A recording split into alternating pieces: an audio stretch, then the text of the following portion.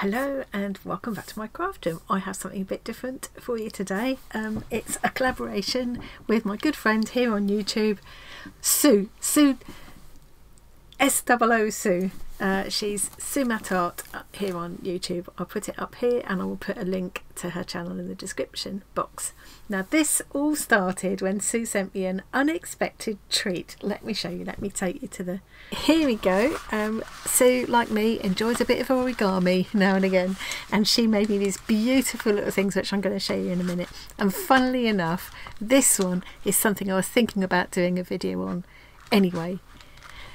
Tell you more about that in a minute. First of all, let's have a look at this one. This one is called a tato box, or is it tato or tato box?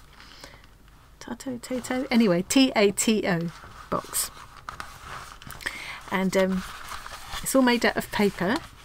Apparently they use these to wrap kimonos. What a lovely way to give small gifts and things. I have currently got, look at this, look how it opens. How cute is that?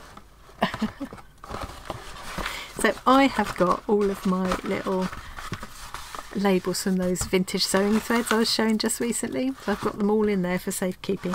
And this little tato box is sitting there with the little basket of goodies that I've put together for when I'm working on my dictionary of stitches, which I'm going to be doing, following along with Create and Craft with Christine. So I've got all of my bits and pieces together and I'm keeping this in the basket with them. I also think it would be a great thing to put, I might make one to go in the back of my colour inspiration journal because I can keep little notes and things in there. So that's that. Now Soo, let me come back here before I look at the next thing. Soo is going to, as part of this collaboration, Soo has made a video as well. I will link to that. We will both be putting our videos live at the same time. So if you click on the link now, it should be there. And she's going to show you how to make one of these tato boxes. Tato boxes. I can't wait. I'm going to watch that because I've never made one of these before, and then I'm going to have a go. And as I say, I think it would be nice. It would be a nice way to make little gifts, because I hate wrapping things up. I'm not very good at wrapping, so if I've got a small thing to give, this would be a great way to do it. Now this is the other thing that Soo sent me, and this is the one that I was thinking of doing a video on because I made one myself for a friend 2 or 3 years ago. Yeah, I think it was during COVID. It was during lockdown. So my good friend Trina, I made one for her as part of her birthday present one year, and she just said to me the other day, do you know, I still use that all the time, you should do a video on that. So I've been thinking about it, and then I was absolutely overjoyed to get this in the post unexpectedly from Soo. What a lovely gift.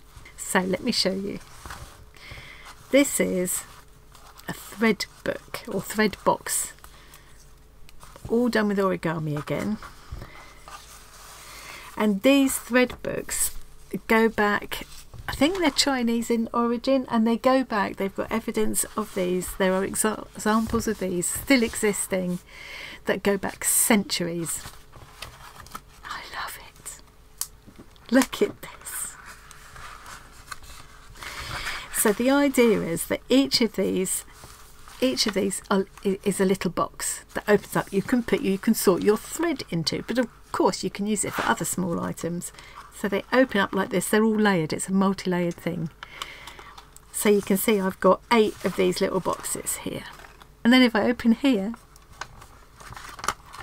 there's another little box there, and there, and there, and there. So that's 8, 10, 12. That's 12 so far. And then I can open up here, and there's another one, a bigger box. How incredible is that, isn't it?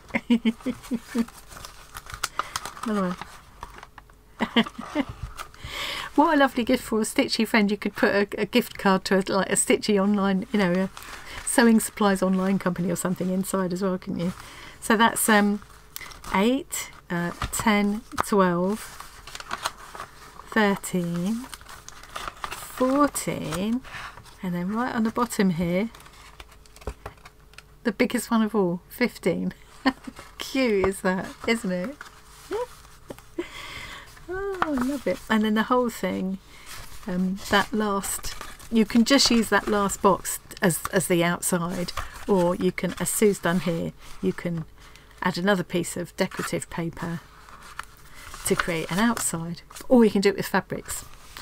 Now I thought I would do, I'm not going to do a whole tutorial. What I'm going to do is link to a good tutorial if you want to have a go at this, and I'll just show you a little bit of the folding and assembling and how I'm going to finish the whole thing off to make my thread book. I can't remember what these are, the right name for these, the Chinese name for these. I'm going to put it here. And as I say, I will link to a good tutorial in the description box. So I had another go. I thought I'd better have a practice before I try doing one on camera. So here's the practice one that I've made. It's not perfect, but I will probably use it myself. And I've had it under some weights to get it all flattened out nicely. I did this one with wrapping paper. You need quite a thin paper. Sue's managed to do this with quite thick scrapbooking paper, but I would have struggled a little bit with that. Maybe she's used, no, I think she's used thinner paper on the inside. It's nice if, oops, I pulled that one apart. The great thing is these go together without any glue or anything. I've actually glued mine for extra durability, but you don't need to, and traditionally they're not. They just all slot together like this. I'll show you when a bit later when I come to put mine together. So yeah, it all holds perfectly well together, not glued, but I did glue mine. Lost myself now. Yeah, so ideally you want a thinnish paper for easier folding, especially for these fiddly ones. And it's really nice if you can get double-sided paper like Sue's used, so the inside looks as pretty as the outside. I've used a wrapping paper, so the other side is just plain white. But I've got some examples of other papers you could use in a minute. Yeah, I think that's what Sue's done, and then she's used a thicker scrapbooking kind of weight paper here for the cover. I think I've got some of that one from my scrapbooking days, so I recognise this design. So this is the one that I've made, and I've done, I think this is the kind of traditional one where you end up with 31 little compartments. So you've got, I think, 16 there. So each of these opens like that. Ooh, you could put little squares in the bottom there if you wanted to as well. I might do that with some of my leftovers to make it, as it's not double-sided paper. So each of those opens. Here we go, let's open another one. There we go. And then each of these opens. Let's open another one randomly somewhere else. Here we go. 16 small ones, 8 of this next size. So that's 24. Then we've got 4 of these square boxes. So that's 24, so that's 28 now. 1, 2, 3, 4. Then 28. We've got 2 of these long ones. That's 28. That's 29. 30. And then finally we've got the big square box on the bottom, 31. So you could put your sewing chart or something in there, couldn't you? I think Trina uses hers. When I gave it to her, I put little, I think a few needles and pins, needle threader and stuff in, as well as some threads. I can't remember now what I put in there, but it would fit a little bobbin of thread, wouldn't it, or just a little roll of thread. And then as I say, you can just, that can just be it. You can I've actually glued mine together. I could have glued in a ribbon or something that would then wrap around and keep it closed, or you could put an elastic something around it, and that, I think traditionally that's probably all they do, but it does look nice to have that extra cover like Sue's done there. So you can make an extra cover out of paper, or what I thought I would do, I'm going to make another one. This is just my prototype. I'm going to try and make a slightly better one because I'd like to give this as a gift. And then I have this beautiful fabric. So rather than using paper, I think with the one I made for Trina, I did a fabric cover. Can't actually remember how I did it now. But I've got this gorgeous fabric which Jen sent me. This is cut from a vintage kimono, so I thought how appropriate. I know a kimono is Japanese and these are Chinese, but I think that will fit really nicely. And I thought I'd like to use this to make a cover. I like that you've got these pieces here, so somehow I would like to create a cover that then wraps around, and I'll put something through here that I don't know, I'm not quite sure how I'm going to do it yet, but I just thought how lovely it would be to have this as the cover. And if I use something else to line it with, and it doesn't really need like, because it's beautiful both sides of this fabric, it's absolutely gorgeous. I think she said it's a fine wool. I suppose for kimono it needs to be the same both sides, there can't really be a wrong side. I love this, and I would like to somehow make that part of the closure, maybe. I'm not sure. Yeah, so I'm yet to work that out, but we're a long way down the line from that yet. Okay, so I'm going to put them to one side and just show you some of the papers that you could use. So that one I've just shown you, my prototype, was made with this. I got it from Amazon. So it was 6 sheets of gift wrap. It's got 6 tags as well. I'll use them for something else. 50 by 70, which seemed to be a fairly standard size. 50 by 70 centimetres. There were 6 sheets, and I managed to cut everything I needed for that one and another one, and ended up with this left over, which I could use to make a cover, or to line the inside of my boxes, or to wrap the whole thing. So I think that was about £6 for that pack. It's quite nice, because it would be better if it was double-sided or had just a plain colour on the inside, but I do love the design, and as I say, I could put little squares in the bottom as the ones that are white inside. It's a nice weight, it folds easily, but it's still fairly sturdy, so I think that's ideal and not too expensive. I've also got,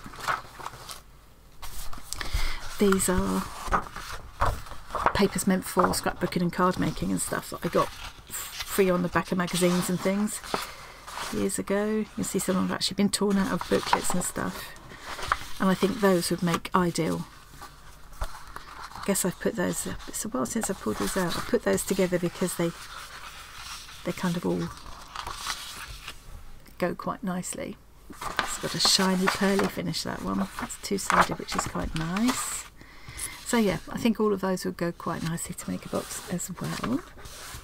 I'll put this one here just to show you the kind of thing. So this was the kind of free booklet full of papers that you can cut out that I would have got on the back of those magazines years ago. So any of these would be quite pretty. If there are any like that are double-sided, so much the better. So I could definitely make one out of these. I've also got this, which I've been hoarding for ages. This was a whole kind of pad of this, and I think it's meant as to put out on a table. It's like a disposable kind of table mat, if you like. And a friend of mine gave it to me, Sally, saying, well, I thought you'd find a use for this. And I have used bits of it for collage and all sorts of things. It's really nice for lining boxes and things like that. I love the images, I love the colours. I thought, well, actually it could work quite well for this as well. And again, it's a nice sort of weight for it. You need something that's going to fold easily without cracking, and if the paper's too thick you can't get a nice precise fold. So something like that's also ideal. And then here is my wrapping paper that I've cut to size, all ready to go. So now we need to get into what you need, and as I say, I will link you to a really good tutorial. I'm not going to try and show the whole thing, I'm not an expert. And you can see here that I've actually used a little bit of squared paper to draw out my 50 by 70. So I've taken 2 of these squares to represent 10 centimetres, so 50 by 70, which is the size of each of my wrapping paper sheets.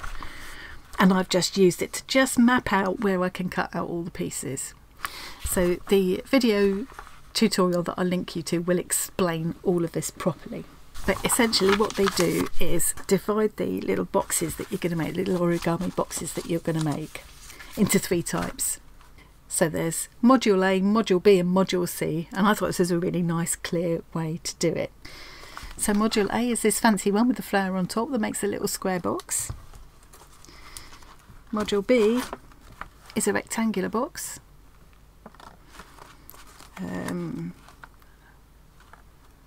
So you've got the smaller one and the larger rectangle box, and module C is a square box. So you've got them in this size, and then you've got the great big one on the bottom. I think the easiest way to work this out in your head is to start off with the biggest square that you can get out of the paper you've got. So what I've done is I've cut my wrapping paper this time to be, this is going to come out slightly smaller than this book.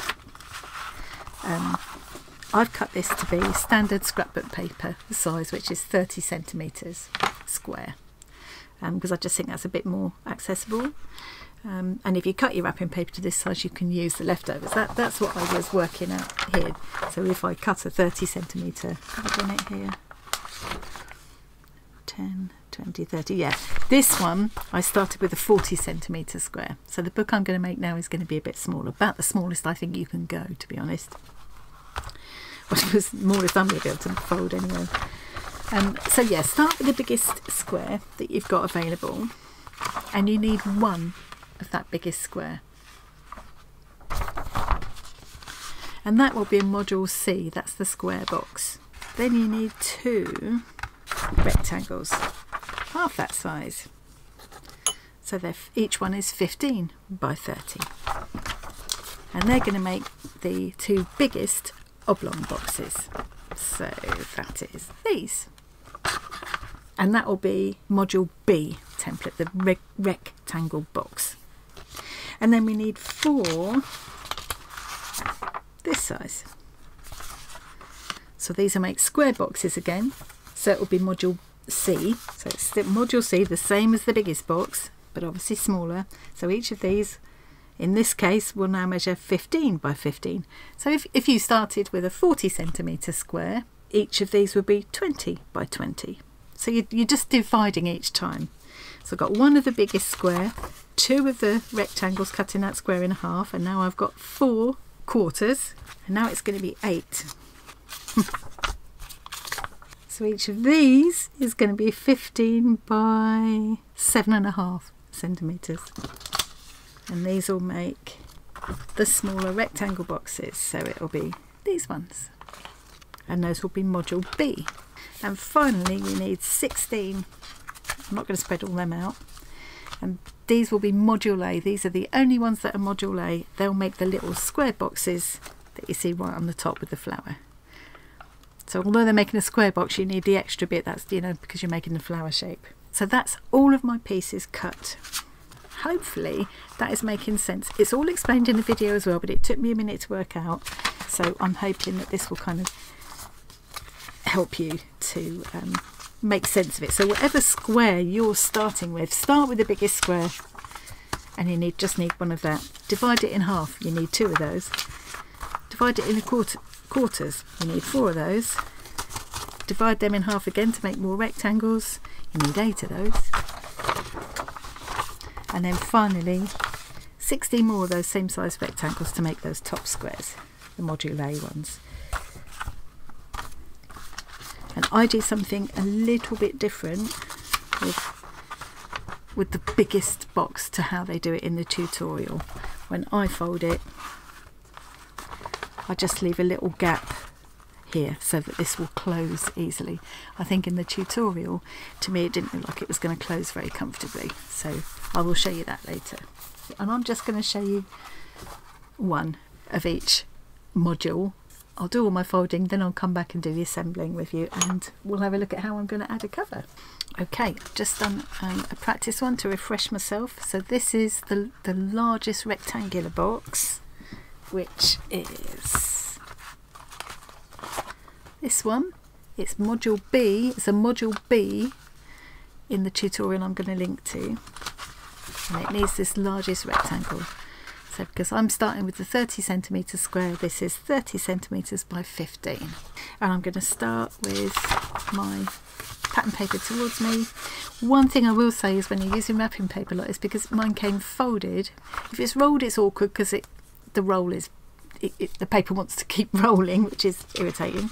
But if it's folded like this, you've got these extra folds in here, which can be really confusing, especially if, like in this case, one of the folds I had to make was very close. You can see how close there. Hang on. The fold I wanted to make was very close to one of the folds that was in the paper already, so that isn't ideal, so bear that in mind.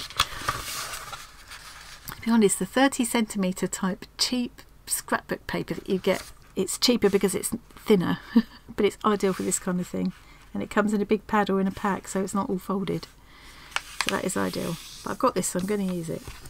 So the first thing I've done is just very carefully, and it's worth taking great care to line it up as well as you can. Make the fold. When you're really sure of your fold, use something. I've got this letter opener. You could use a ruler, back of a pair of scissors, even your thumbnail, just to really reinforce that fold and make it nice and crisp. So now I've opened it out again. I'm going to turn it around, still with the pattern side towards me, and I'm going to fold it up the other way. The tutorial is well worth watching, and somebody in the comments is very helpfully, there's a pinned comment telling you where to skip to look at each module again, which is really useful. Taking my time to make it as precise as I can. Open it out, back around this way, and I'm still got the pattern towards me, so now I'm going to fold this edge up to meet that fold in the middle, and I find it easier to see. Now I've got a fold there which is making it awkward, a fold that I didn't make that's in the paper. It's making it awkward to fold this where I want. But you can do it, you just got to be a little bit careful. I tend to do like this to make sure I'm up against the fold. There we go, that looks pretty good to me. Just be really careful, because you can think you've got it here, and then when you make the fold you move it again, so just I tend to hold it down there and press out from there, just to try and keep it as precise as I can. Turn it around, and now I'm going to fold this other edge up to meet it. Can you hear that? That's my husband sneezing. I think there's someone on the other side of Norwich who didn't quite catch that. Fold it, I've still got the pattern towards me.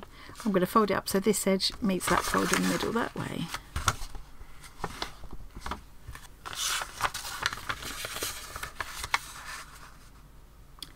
Folding this edge up to meet it. Of course, I've cut these pieces as well, so some of this will be down to how accurately I've cut. Right, now I'm going to turn over, and I'm going to fold this corner up so that this edge meets with that fold that I've got there.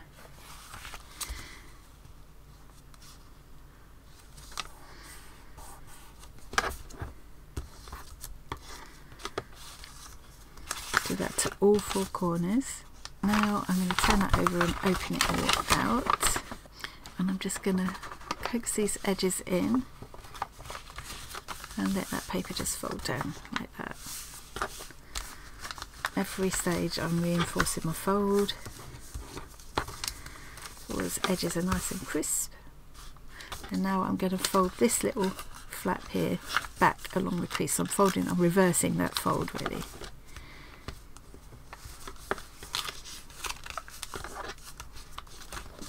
Round. Same on this side. Now here I've got that extra fold that was in the way the paper was packaged, so I've got to make sure I don't want to fold along that one. I want to fold along the crease that I made and reverse that fold. That is it. That is my rectangle box. It's that simple. Doesn't look so much like a box yet, but the box that sits on top in the next layer will slot into these flaps. These flaps will slot into that box, and then the whole thing will open up like that. So that's it. I've got those two done. 8 of these size pieces will be done in the same way. That was module B this size. I will also make 8 module Bs in this size using this rectangle, which is 15 by 7.5. I've made 8 of those. little rectangular boxes. Now I'm going to do module C, the square boxes. I've done one to refresh myself, and it's really very similar to this process. Very easy. Okay, so again I'm just folding the square in half. This time I'm starting with the plain side towards me. It doesn't really matter which way around you do it, to be honest. Again, being as accurate as I can, open it up, turn it round, fold it the other way. Opening it out again, and now I'm going to fold this edge up to meet that middle fold.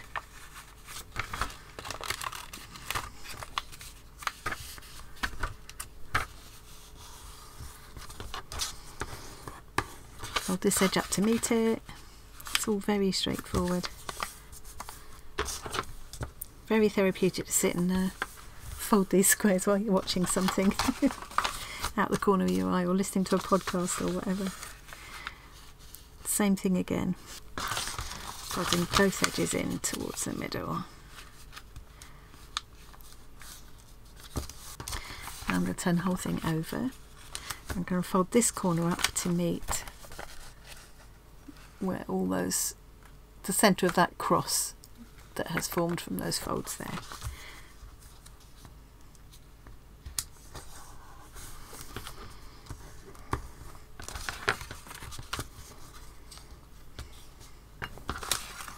Same at the other end. Open that all out. A bit like we did just now, just push in there where it naturally wants to go and just let it fold down flat. So it's a very similar process, we're just making a square box instead of a rectangular box.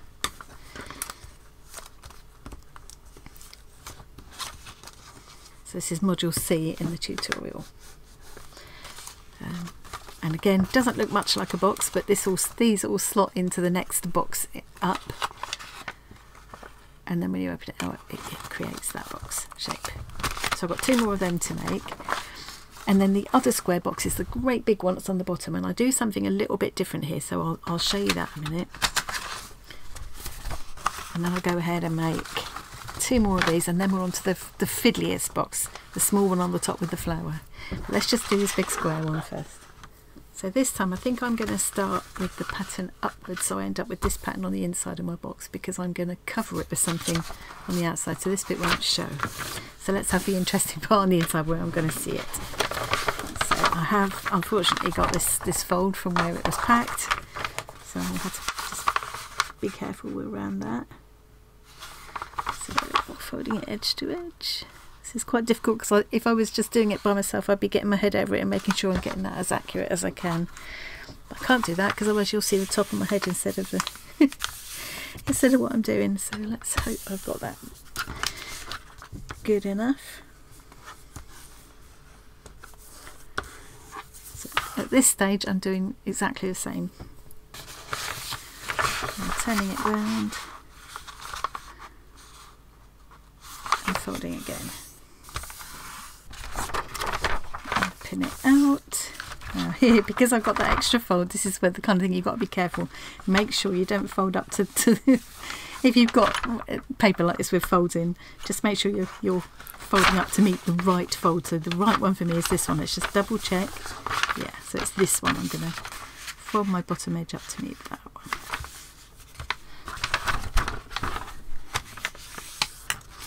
Turn it around, do the same thing again. So far nothing different.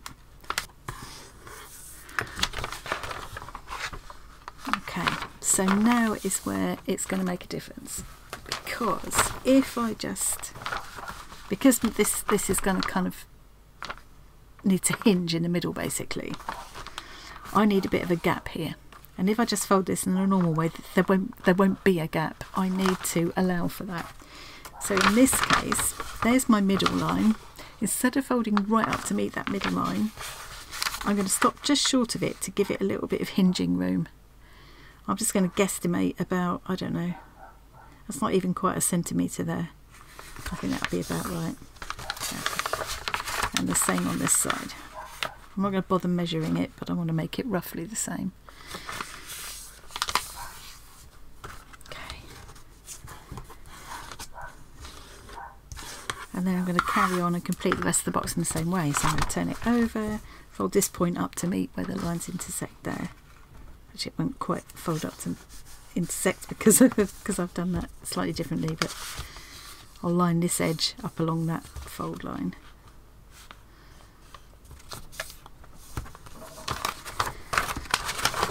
Open it out, fold it down flat like we did before.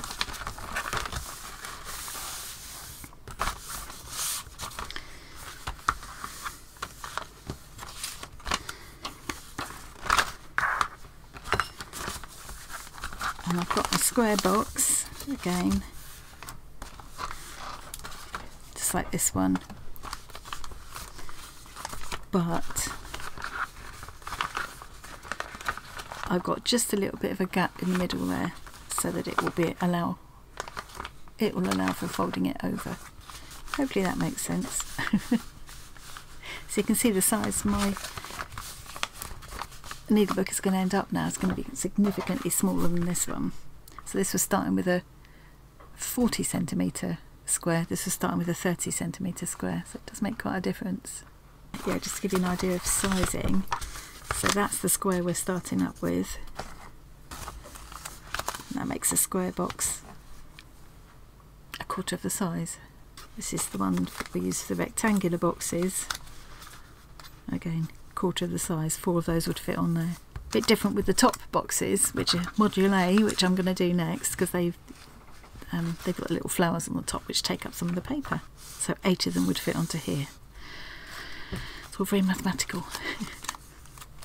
Also very zen. 2 more squares to do, and then I'm going to come back and do module A. For the little tiniest boxes on the top, these are the module A ones in the tutorial I'm linking to. So these turn out as little square boxes, but we start off with these rectangle pieces. So in my case, because I started with a 30 centimetre square, these are 15 by 7.5 centimetres. Now, they're quite fiddly to fold even at this size. So I think for this smaller box, you can see it's going to be even fiddlier. The squares are that much smaller. I'm just going to leave them plain and simple like this. And I might even think about cutting some small rectangles of either the same paper or a coordinating paper to decorate them instead.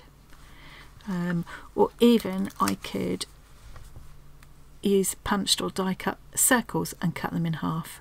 I think that could look quite nice, and it will keep the bulk down a little bit so that this little book will still close. There is a way that I've seen people do a simpler, not this, but a different shape on the top, but I can't quickly find a tutorial for it now. So I think I'm just going to go with simplicity for this. I think that could look quite smart. So anyway, let me show you this. You know, if you want to do these fancy ones, I would say don't try and go too small. Take your time and be as accurate as you can.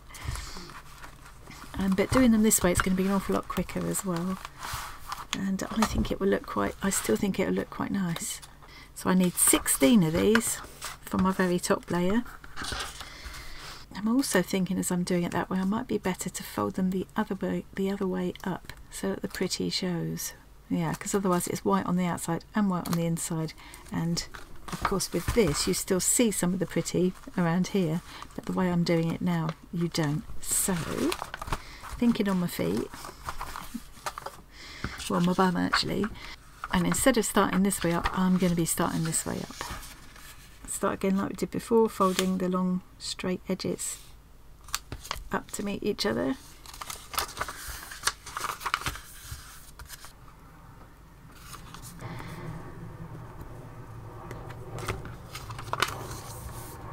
This edge up to the middle fold line again, and the other one to meet it. Right, and now I'm going to fold this edge up to the middle fold line. The other one comes up to meet it. And now this edge is going to come up to meet this second fold line here. What second fold line? First fold line really. First fold line you come to. Same at the other end. So this one's coming up to meet that one. Now I'm going to turn it over, and this corner is going to come up to meet this, where these lines intersect. This little, I'll show you this little point here.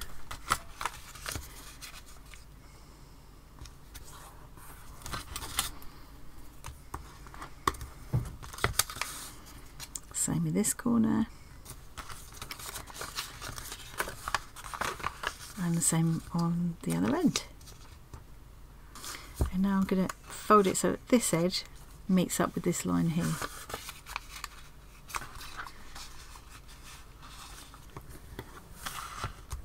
Turn the whole thing over, and I'm just going to fold up this little corner here. So this little corner is going to meet up with that, where those two fold lines intersect.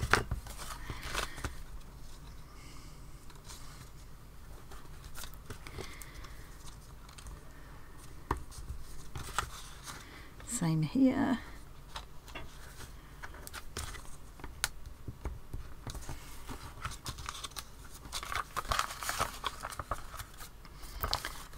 Turn it all around. Fold this edge up to meet this line. Just kind of repeating the same thing. Turn it over, fold the little corners up again. The tutorial is nice and clear. There's no words, but it's visually very, very clear. It's backed up with, I think there's a blog post or something to back it up, and really useful information in the description box as well. So,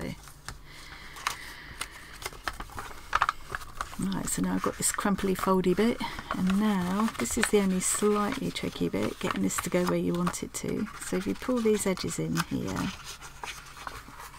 you want that to fold there, that to fold there, and just coax it down until you end up with this kind of square shape.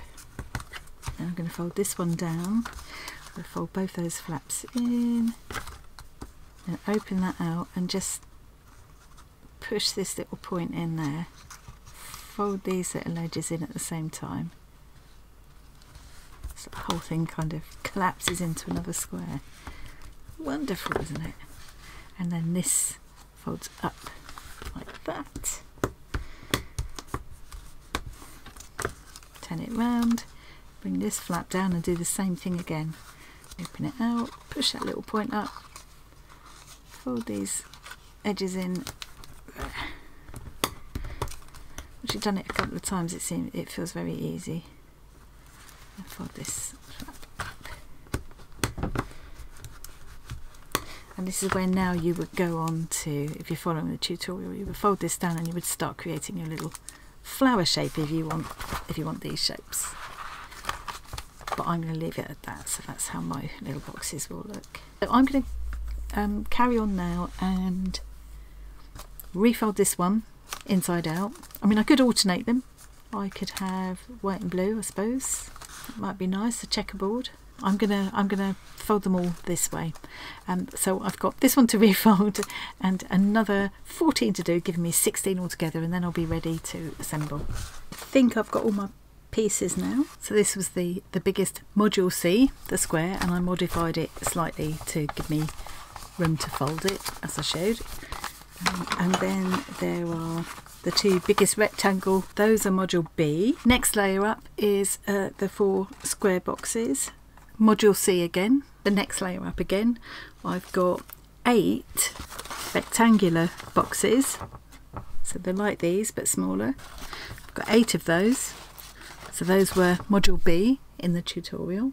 And finally, for the very top layer, I've now got 16 of these little square boxes, which I've done with just a plain top rather than the flower shape, which I think I'm quite liking actually. It also occurred to me that I could just punch a disc out of some gold coloured card that I've got, and just adhere it on one half but not on the other, so that you get the circle, but as you open the box, I'm going to have a little bit of a play with that idea. I'll come back and show you how that looks in the end. So I've got all of my components, so I just thought I'd quickly show you how they go together the next step will be to finish it off and think about how I'm going to add the fabric wrap to mine. Each one of these little, the smaller size rectangle boxes will have 2 of the smaller size square boxes attached to it, and you just tuck one inside the other. It's really easy. I glued them on this one, but you don't have to. These 2 flaps are going to tuck inside here on my square box. So I'm just going to take that flap and tuck it inside here.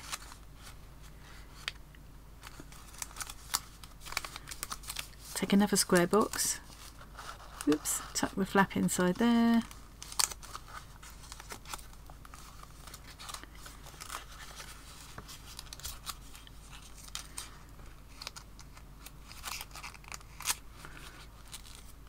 okay. So now I've got the 2 square boxes there and the 1 rectangle box. I'm going to do that again. This little unit is now going to fit here. So I'm going to tuck that little, can you see there's a pocket here? It's not this one, it's this one. So I'm going to put one of these little flaps inside there.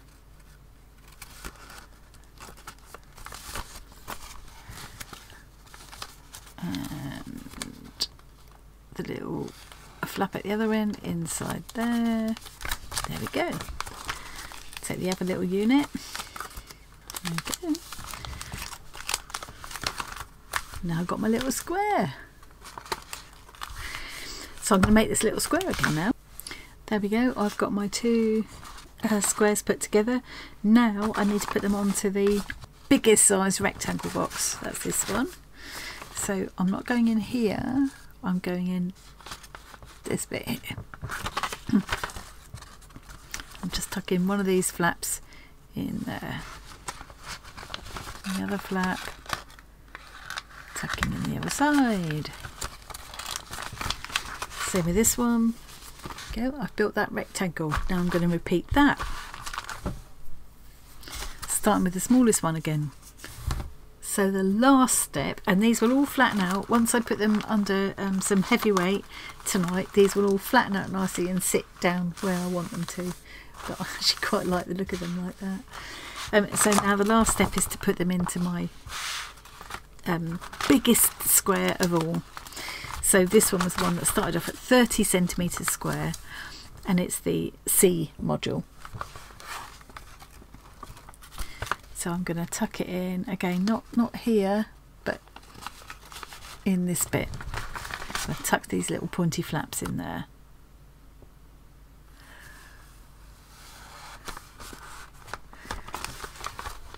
Same at the other end. And then there's that little bit of gappage in the middle. I think maybe I haven't left quite enough gap this time. It's the next morning. I decided I'm going to remake the biggest box, the bottom box stroke cover of my thread book, because I hadn't left enough gap in between. These haven't flattened out as much as I need them to overnight, so I'm just going to have to weight them down a bit more tonight once I've got the whole thing put together. I didn't put enough weight on it. Decided I'm going to go for a contrasting paper. I love this paper, and I think it coordinates quite nicely with that. I think because it's got a sheen on it, on the camera it doesn't go so well. It's got kind of a almost goldy shimmer to it, and that's making it look a different colour. If I hold it at that angle, it's a bit more true to life. I decided for my outer cover, for my fabric cover, I cannot bring myself to use that lovely kimono fabric, although it seems kind of appropriate. I think just because I'm going to end up having to glue part of the fabric, and I just think it would be a shame. I can't bring myself to use that. But what I think would make a really lovely cover is to use some recycled denim. Nice durable cover, and I like the idea of it being recycled. And apparently traditionally indigo was a colour that I did use a lot for the covers for these. But I did also find some other papers. I've got these odd papers that I've had in various craft packs over the years, and any of these would make nice covers. This size, where I started with the 40 centimetres square, an A4 size sheet of paper would work perfectly as a cover, just enough for a wraparound and a tie, and I think that'd be quite nice as a cover, something like that. I've been looking up various ways that people do this. You can either glue it completely, just glue a cover on slightly bigger than, which is kind of what Soo's done here. You could use double-sided tape or whatever as well, I guess. Or, which I might be inclined to do if I like the look of the paper, you could just glue this part. And because the A4 gives me that little bit extra, I think I would use this as a wrap round. But you could fold all the edges in, put contrasting paper on the inside. You could do, there's all kinds of things you could do. You know, like when you make a book cover and you've got the outer and then you've got the inside paper as well, to make a contrast, you could do that. It's just like, it's not essential, it's only really keeping the whole thing together. I think whatever you do, you need to allow for it to get a bit fat as it gets full of stuff. I found this thin golden paper, which might be quite nice to put inside some of the boxes where they're plain white inside. I could cut a little piece of this because the gold would pick up nicely with this, and it would pick up nicely with the gold marbling going through this paper. But yeah, I've got quite a few of these kind of papers. Some of them are really, really sturdy. I mean, these are lovely and sturdy. This is quite a thin one. This would be actually nice for folding the actual inner boxes too. So yeah, I've got quite a few of these papers. I've forgotten how many of these I had. So what I might do is, now I'm on a roll and I've learnt the method, I might make a few of these thread books up, and when I've done them, I'll put some photos up in Discord and the Facebook group, and you can let me know. I might put them in my Etsy shop as well. I've also found this scrapbook weight card, which I thought coordinated nicely. I like the combination of those colours, and because I want to make like a belly band, and there is an origami belly band that you can make. As with anything, you kind of find you look at a couple of different tutorials and things, and you kind of find your own way, don't you? So this is a little mock-up cover that I've done. It's actually, it would be one of the bottom boxes. So this could just be loose, but I think what I might be inclined to do is to glue it or tape it here. And then you just, the whole thing is an origami fold, so there's no glue involved, again. And you just tuck one end inside the other. Now it should be one long length of paper, but I haven't got any paper that long, nor have most of us. So what I did was I cheated a little bit, so I'm going to show you how I did that, and I will link to the blog where I got the original tutorial that I've adapted a bit. I've also refound a PDF for covering the whole process of making one of these little books, which I will link to. It's brilliant. So here's the tutorial. I will leave a link to this PDF. It's blimmin' brilliant. This is the one I followed when I did the first one that I made for my friend ages ago. It's a really good little, so if you prefer to have a piece of paper or this up on a screen in front of you to follow in, rather than try and keep stopping and starting a video, I think a mixture of both is good. It's good to see someone folding, but it's also good to have something to refer to. I also came across this again. I did see it ages ago and I couldn't find it yesterday, but here is a little look. So this is a blog, Playful Bookbinding and Paperworks, Chasing the Paper Rabbit. And she's done a lot with these thread books. There's the name of them. I was trying to remember the name of them earlier, wasn't I? I'm not going to try and say it because I'll probably murder it. So this is Paula Krieg. She is amazing. I found lots of video tutorials and things that she's done. She's brilliant. She does lots of classes and things. But anyway, this is kind of when she first discovered these Chinese thread books. Apparently a friend of hers bought it on eBay, had no idea what it was, neither did the seller, and didn't really know anything about it, but it's clearly very old. Look at that, that's the inside of it. How beautiful is that? I love the way they've coloured the little separate parts of the petals. Look, they've added little colour triangles of paper. How beautiful. I'm a bit tempted to try something like that myself. It just goes to show you can just put your own spin on these things. Look at that, the little grasshopper drawn across that box. That's a different kind of box. Apparently if you look up tato boxes or tato boxes, I'm not sure how I'm supposed to say it, there are lots of different ways of folding these little boxes. Look at that, look at the details inside of that.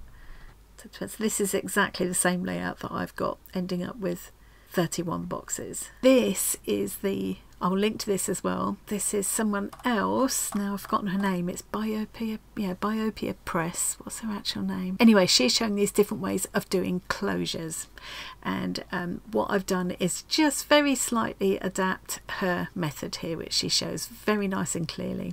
So I'm going to do that in a minute and just show you how I made it work with A4 paper. I think it will work anyway, and it would be quite nice to just be able to do the book entirely with folding paper and no glue at all. I feel like this video is going to be going on and on and on.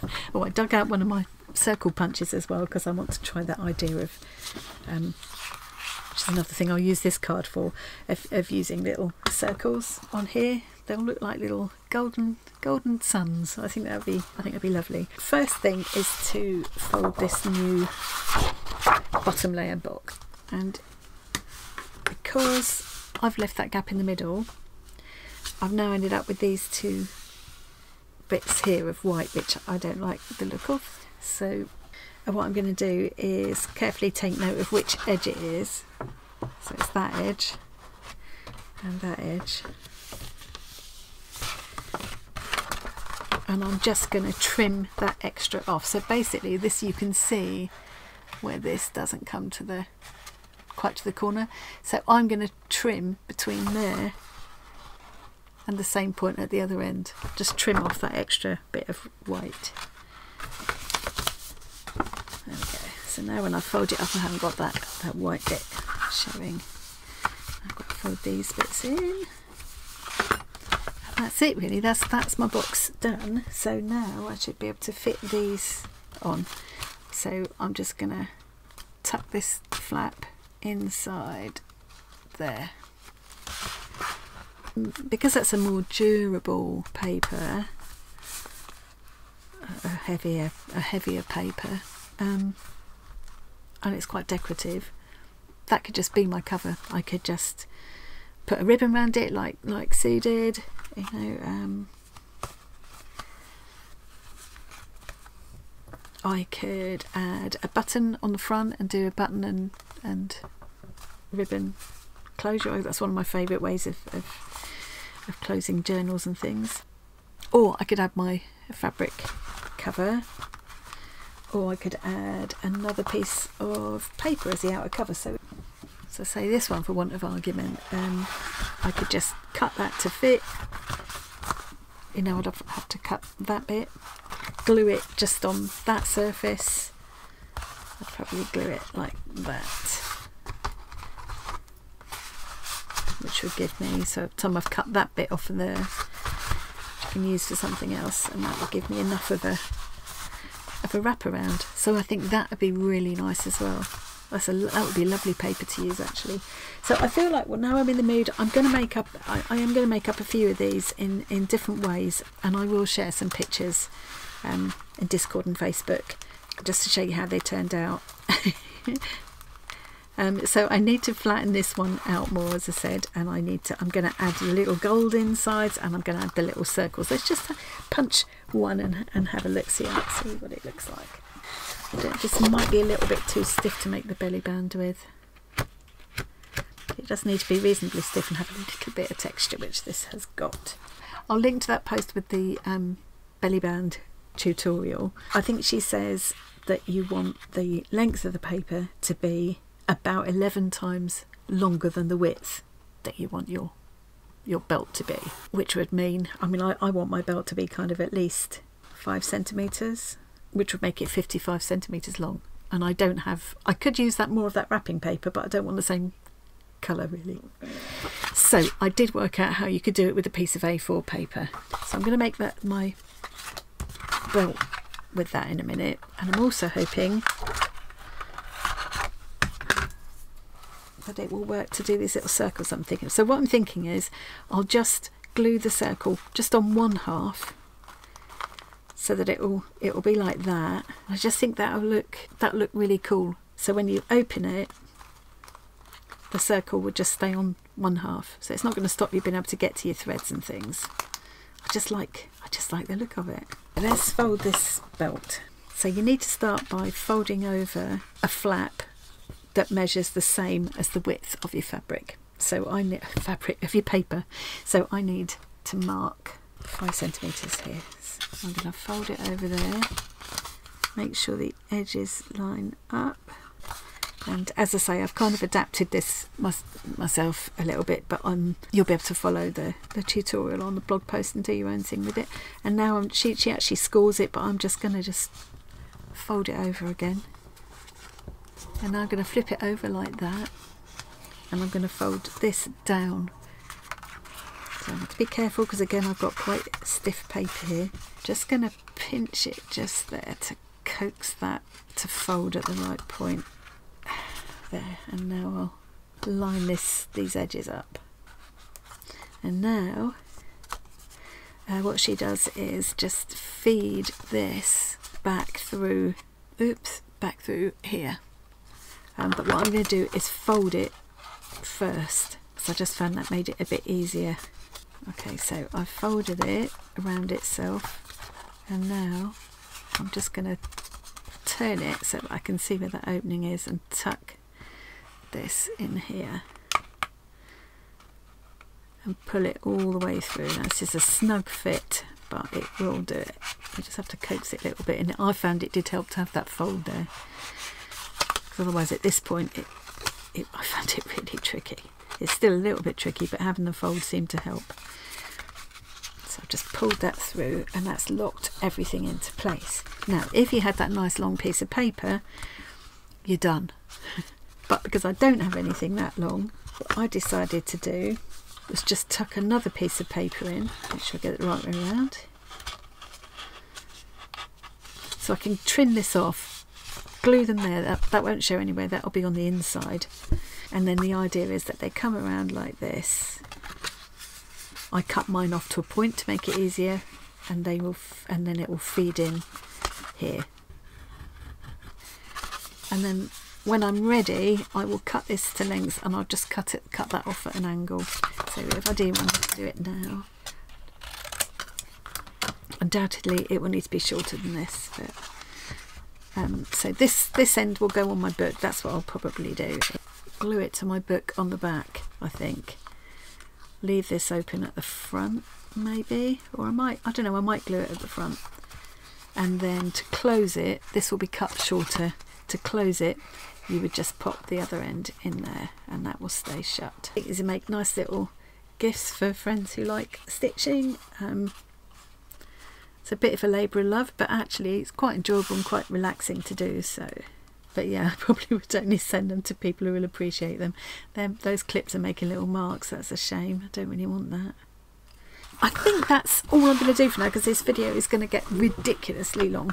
I will carry on working on these, and I'll do some photos. They'll either go on at the end, or I might use them for my thumbnail,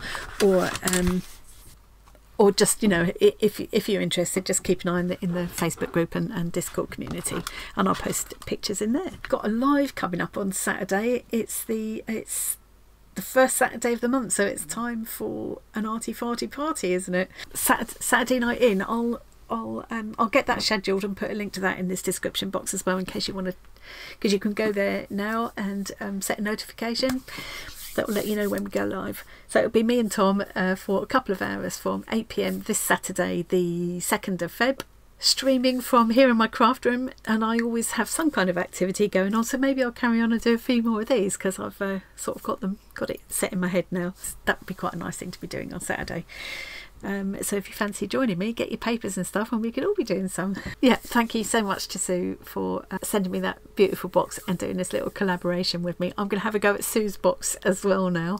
Maybe that's another thing we could all try on Saturday. It'd be quite fun. That's it from me today. Thank you very much for joining me, and I will see you again really soon.